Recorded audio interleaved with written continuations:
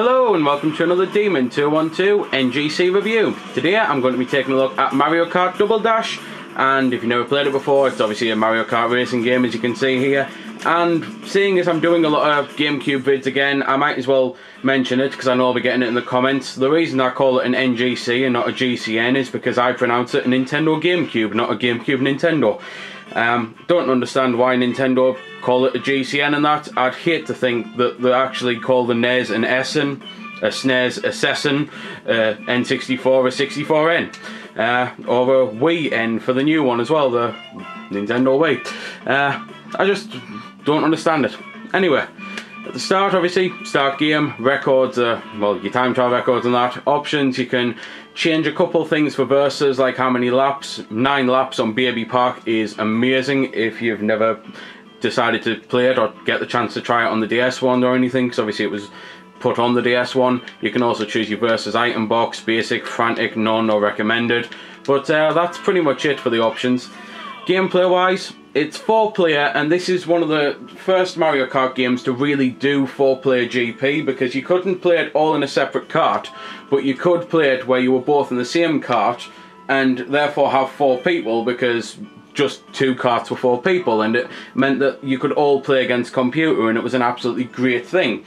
I will be pretty much showing off that dynamic, obviously, because it's what makes Double Dash really. You get your usual low 50cc, 100cc and mirror mode. Again, this, as a Mario Kart game, this done so much for Mario Kart. It introduced the mirror mode, it introduced the new karts, which I'll be honest, I didn't particularly like. I'm still not overly keen on, because I like being karts. But it also introduced a couple other things that I'm not too keen on, and that's one of them that I'm going to mention here on the character select screen.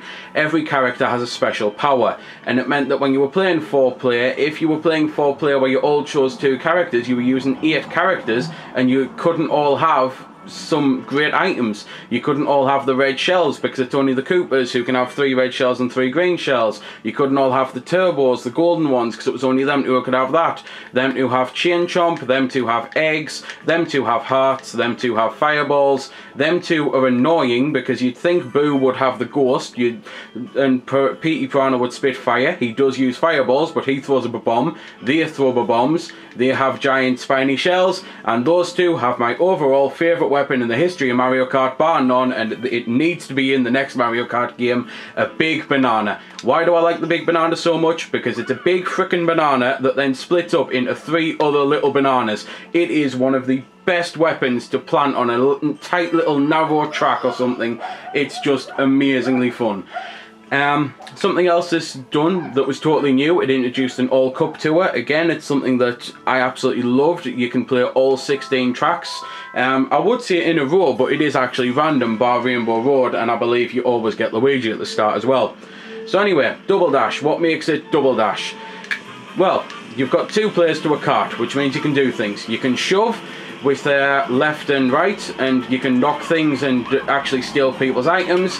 When going around corners, player 2 can do your little turbos for you with the sparks. You can swap kart by pushing the Z button, and all of a sudden the other person drives, and it also means that you can collect weapons, and it's basically one of the best ways to use the special weapons. It's always good to choose 2 different characters, because see Diddy Kong here, he's got the red shell. Unfortunately he fired the red shell. We'll get another weapon here. Diddy Kong will get a, come on, big banana. Come on, turbo. So we swap over, and then he gives me the turbo.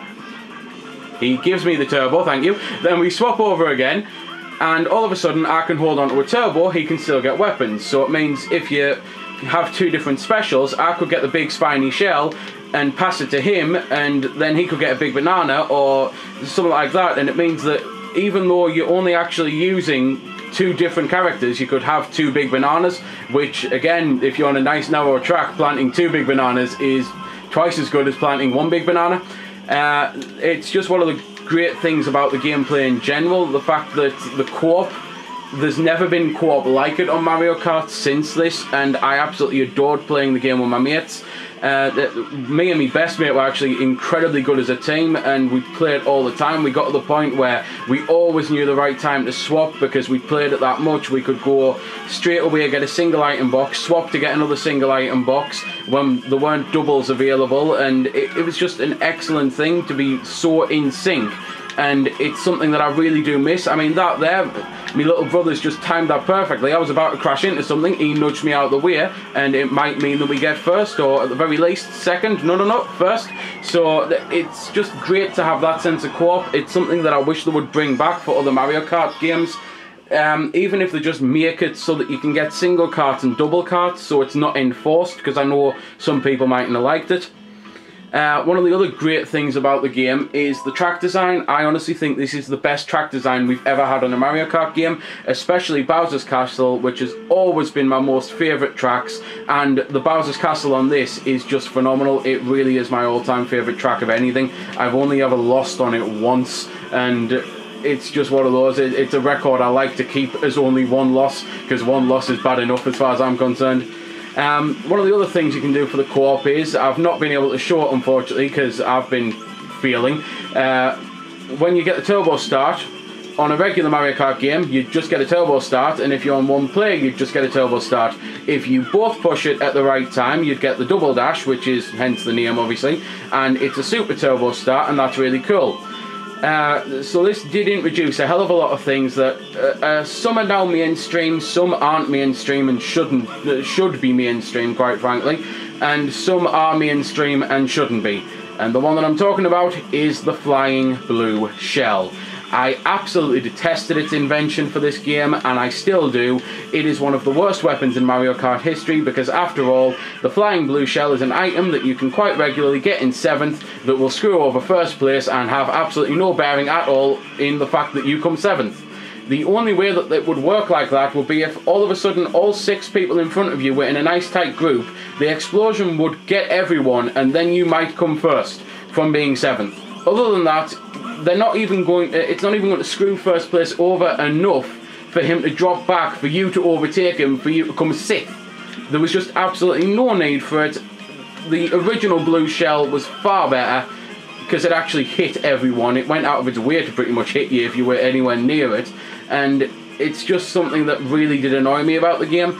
It's a shame that it done so many things right, but that it did definitely wrong.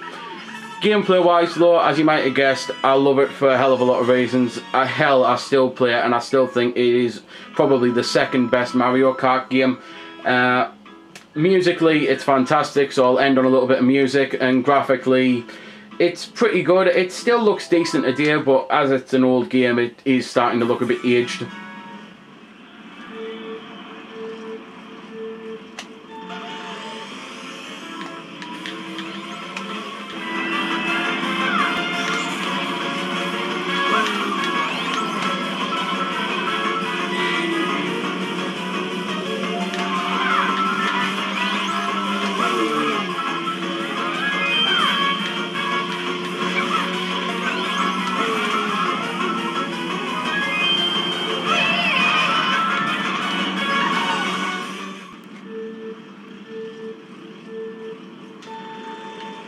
So that was a bit of the music, and just to clarify before I get wrong for it, technically mirror mode is the first time it's been in Mario Kart in this one, because it was in before but it was called extra mode.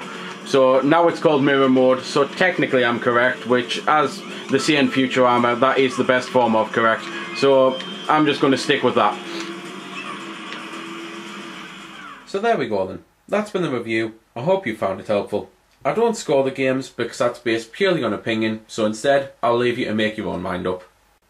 So thanks for watching, and if you've got any questions about the game that I didn't answer in the vid or that hasn't been answered in the comments, then feel free to ask and I'll help if I can.